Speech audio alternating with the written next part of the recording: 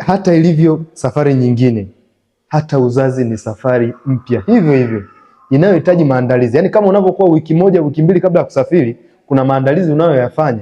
Hata kwenye uzazi ndio hivyo hivyo. Hata safari yako ya kuitwa mama inahitajika maandalizi hayo hayo. Aidha utaanza kuamua mwenyewe kuanza kufuatilia ni mzunguko wako.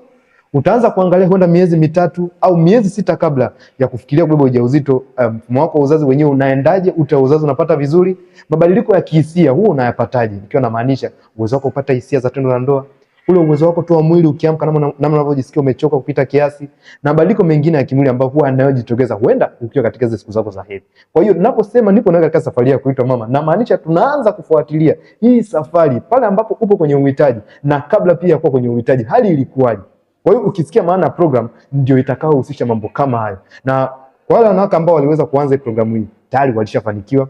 Wengine wanapakata, lakini pia kuna ambao sasa hivi ni wajawazito, ila pia kuna ambao hapo kwenye maelekezo ya kutumia dawa pale ambapo inakapobidi.